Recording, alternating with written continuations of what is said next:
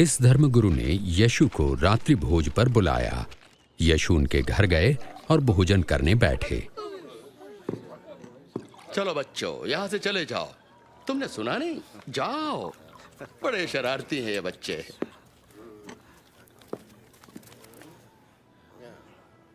ये यहाँ क्या कर रही है? मुझे नहीं पता।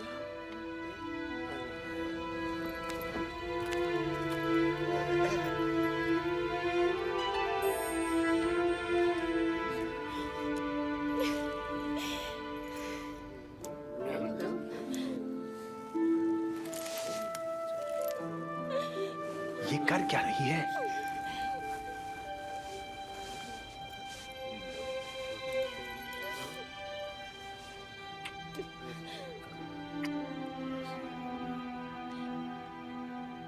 यदि ये मनुष्य सचमुच कोई भविष्यवक्ता होता तो जान लेता कि ये स्त्री कैसी है जो उसे छू रही है। वो जानता कि वो कैसा पापमय जीवन जी रही है। मैं जानता हूं कि ये स्त्री कौन है शिमोन। मैं तुम्हें एक बात बताता हूं। किसी महाजन के 2 कर्जदार थे। एक पर 500 और दूसरे पर 50 रुपए का कर्ज था। दोनों ही कर्ज चुकाने की स्थिति में नहीं थे। उसने दोनों का कर्ज माफ कर दिया। उससे अधिक प्रेम कौन करेगा? मेरे ख्याल से जिसका अधिक कर्ज माफ हुआ। तुमने ठीक कहा। इस स्त्री को देखो। मैं तुम्हारे घर आया, तुमने मुझे पैर धोने के लिए पानी भी नहीं दिया, पर इसने आंसुओं से मेरे पैर धोकर अपने बालों से पोंछा।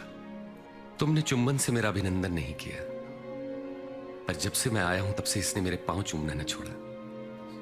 तुमने मेरे सिर पर तेल नहीं मला, पर इसने मेरे पांव पर इत्र उड़ेला है। मैं तुमसे कहता हूं कि इस स्त्री का अत्यधिक प्रेम सिद्ध करता है कि इसके पाप जो बहुत थे क्षमा हुए, पर जिसे थोड़ी क्षमा मिली वो थोड़ा ही प्रेम करेगा।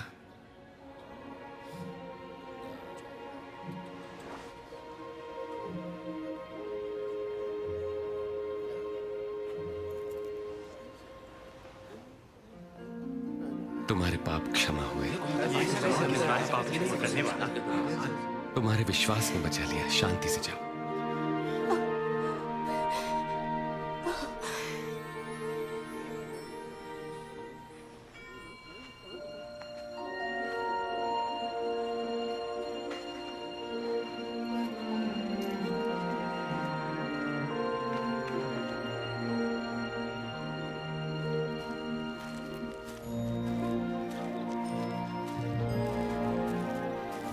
प्रभु यीशु जगह जगह परमेश्वर के राज्य का शुभ संदेश देने लगे। उनके साथ थे 12 शिष्य और दुष्ट आत्माओं से मुक्त की गई कुछ स्त्रियां। मरियम जो मगदलीनी कहलाती थी, योअन्ना जिसका पति खोजा हेरोदेस के दरबार में भंडारी था, और सुसन्ना।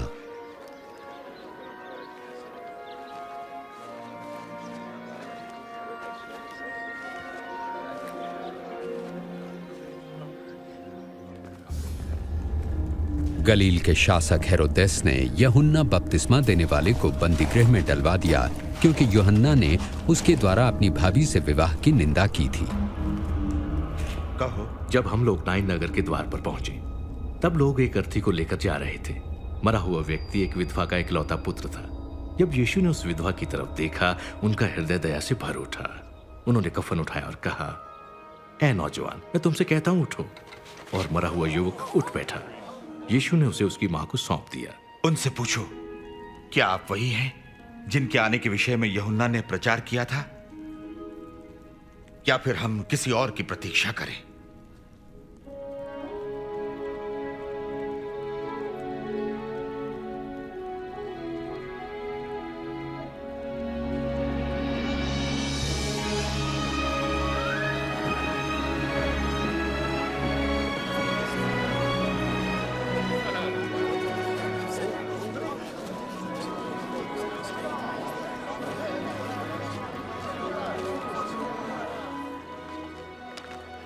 गुरुजी,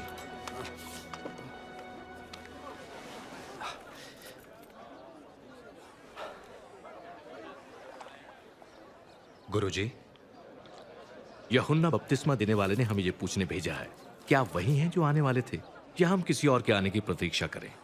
जो कुछ तुमने देखा और सुना जाकर यूहन्ना से कहो। अंधे देख सकते हैं, लंगड़े चल सकते हैं। धन्य हैं वे लोग जो मुझ पर संदेह नहीं करते।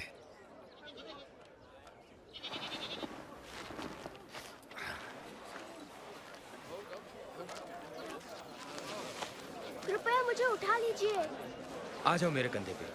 अब तुम देख सकते हो? हाँ, मैं यीशु को देख सकता हूँ। एक बीज बोने वाला बीज बोने निकला। बोते हुए कुछ बीज मार्ग के किनारे गिरे और रौंद डाले गए, और पक्षियों ने उन्हें चुग लिया। और कुछ पथरीली भूमि पर गिरे।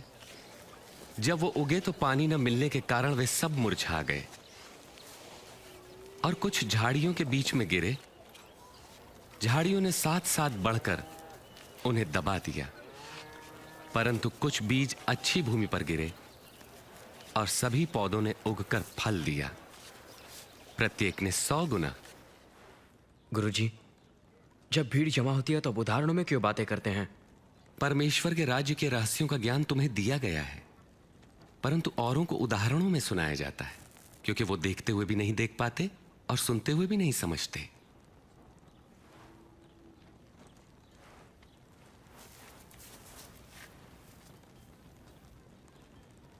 इस उदाहरण का अर्थ यह है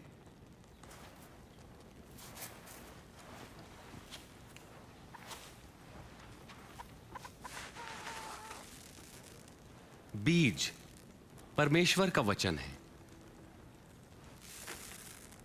मार्ग के किनारे गिरे बीज उन्हें दर्शाते हैं जो वचन सुनते हैं, पर शैतान आकर उनके मन में से वचन चुरा लेता है ताकि वे विश्वास करके कहीं मुक्ति न पालें। पथरीली भूमि पर गिरे बीज उन्हें दर्शाते हैं जो वचन सुनकर आनंद से ग्रहण करते हैं, पर जड़ नहीं पकड़ पाते। वो कुछ देर तक विश्वास करते हैं और परीक्षा की घड़ी आने पर टिक नहीं पाते। झाड़ियों में गिरे बीज उन्हें दर्शाते हैं जो वचन सुनते हैं, परंतु जीवन की चिंताओं, धन, मोह व भोग विलास में फंसने से उनके फल कभी नहीं पकते। वे बीज जो अच्छी भूमि पर गिरे उन लोगों के प्रतीक हैं जो वचन सुनकर उसे भले और आज्ञाकारी मन से ग्रहण करते हैं और फलवंत होने तक उन्हें संभाले रखते हैं।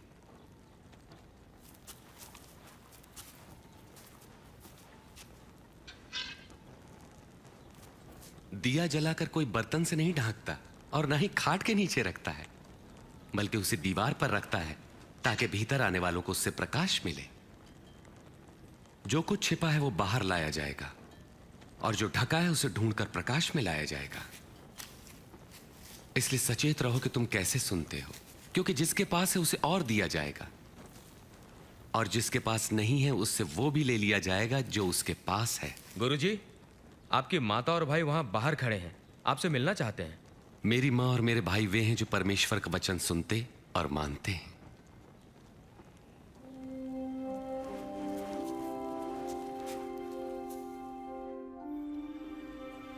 एक दिन प्रभु यीशु अपने शिष्यों के साथ एक नाव पर बैठे और उनसे कहा, आओ हम झील के पार चलें। नाव चल रही थी और यीशु सो गए।